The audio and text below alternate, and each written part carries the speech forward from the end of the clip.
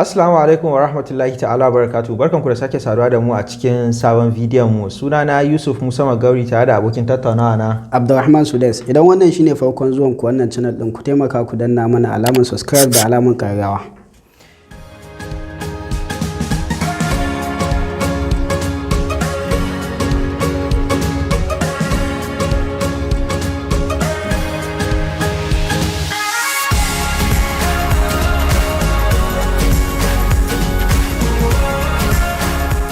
bidiyon mu na yau muna so mu yi magana ne akan wani abu da ke damun mutane ko ce abubuwan da mutane yanzu ake ta complain akai. In ka lura kamar yanzu canjin kuɗin nan da ake so a yi ana ta cece ku ce akai, tunda shi dama abu ne wanda ya shafi canji. In haka ce an kawo sabon abu a rayuwa dole za a samu wanda za su goyi bayan haka ko kuma wanda abin zai shafe su.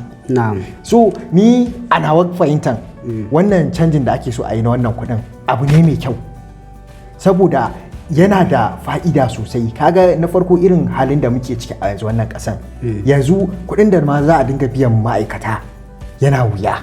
To ban katse ka ba dai Malam Yusuf, wannan canji na kuɗi da ake ta magana gaskiya zai taɓa talakawa da yawa. To ai abin da yasa na ce zai taɓa talakawa da yawa shine kana sane akwai wa'inda su ba su aje kuɗi a banki, ba san me banki ba, kuɗinsu kawai sun san su samo su kashe su ajiye a gida. To kana magana talakawa irin mu kenan, tunda mu kana kan ba mu ajiya a banki. Yawa ko to amma ai shi yanzu wannan an san dole zai taba su, but amma fa'idan yafi barnan zai yi. Kai a ganin ka kenan. To ai ba wai a gani na bane. Kaga yanzu a dalilin da yasa ni na fahimtar da ni dalilin da yasa ake so a canza wannan kuɗin. Kaga yanzu akwai satan kuɗi da ake yayawa a ƙasar nan, kuma in mutane sun sata kuɗin nan sai su dinga kaiwa gida suna tarawa suna ijiyewa. To ban katse ka ba, haka ne abin da ke faruwa kenan a ƙasan. To amma kuma yanzu aka zo canjin kuɗin nan, kaga yanzu duk wanda ya sata kuɗin nan ya ijiye zai kai banki don ya canza.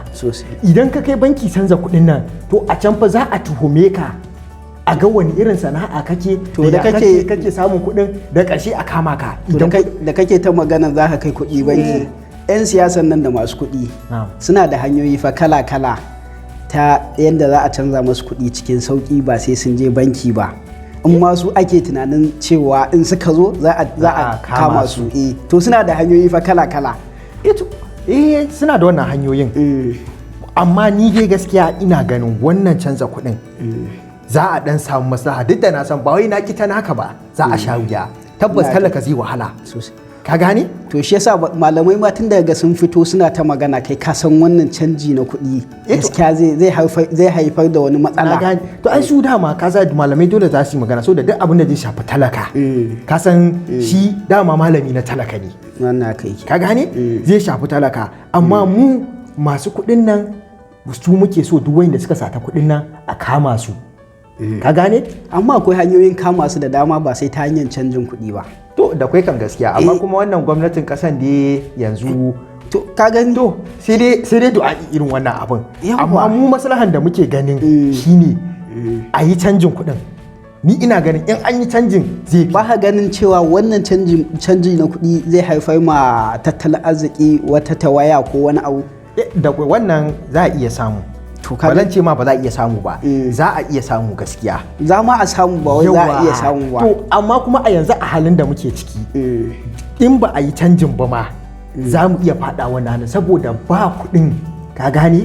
Saboda yanzu kuɗin da ake ma magana ba shi a ƙasar nan yana hannun mutane a a gida. It's almost about 3.something trillion. Wai baka tunanin ma su masu kuɗin nan ba su aje naira sai dai daloli? Akwai yanzu ai ba wai in dollar suke ijiya, ka ko dalar suka ijiye yanzu wurin canji yanzu akwai amount certain rate amount din da za ka canza, za a iya binciken ka kafin a canza ma. So yanzu sun fi ijiye, akwai naira da suke ijiya, most especially kaga 'yan siyasa ai ba za su je suna raba dala a siyasa ba. Ba zai yiwu ba. Ka gane? Sai naira. So suna nan sun tara nerori a gida wanda suke so za su dauka su dinga rabawa da siyasa. Ka gane abin? Mu dai muna ganin kamar maslaha ne, amma ba mu san gaskiya me zai haifar ba nan gaba. gaskiya fatan alheri kai gaba ban ta taka ba To ai- amma dai to ai da tun da ka ji malamai kuma ga da annabawa ne tun abin da malami ya to ai hango kana magana- wani dan siyasa bai hango shi ba to ai kuna maganan ku ne dama ni dama na san tunda muka zo zamu yi wannan interview dama na san na ce to zan yi gwagwarmaya da kai domin na san ba lalle ka yadda da wannan shawarar nawa ba ai tun da dai ya ga malamai dai sun fito gaskiya akwai wani abu ya kamata gwamnati ta tsaya ta ƙara duba lamarin canjin kuɗin nan kuma lokacin da suka bada kaga ba wani lokaci bane Gaskiya ba mai wani tsawo. lokaci bane. bai wuce kwana 40 da wani abu ba ko Gaskiya. bai dai kai in a ce kwana 60 ba ko wani abu Gaskiya bai wuce ba kam. to kaga Kuma ina ga talaka siyasa a bakin ga siyasa ga waye to kaga ina talaka zai samu daman da wanda ma bai san harkan banki ba zai je ya canza wa'innan kuɗaɗen gaskiya to sai dai ku wannan abu dai mutum da sai dai mu ce ku taya mu da addu'a Allah ya sa a dace Amin. amma wannan abu tun da dai an riga an kaddamar da shi bayan da muka iya sai dai du'a'i kawai sai dai a hakuri kuma ku ta ci gaba da ba mu talakawa hakuri tun da dai muna son talakawa wannan gaba daya to ai mu ma duk su ne to masu kallo kun ji yadda muka yi da Malam Abdulrahman akan wannan maudu'in namu na yau so sai a ci gaba da hakuri idan wannan shine farkon zuwa ka wannan channel din muna so ka danna mana alaman subscribe da alaman kararrawa a channel din mu na YouTube idan kuma Facebook kake kallon mu ka je ka danna mana alaman follow da like domin da mu saki sababbin bidiyon mu a sanar da ku wassalamu alaikum wa rahmatullahi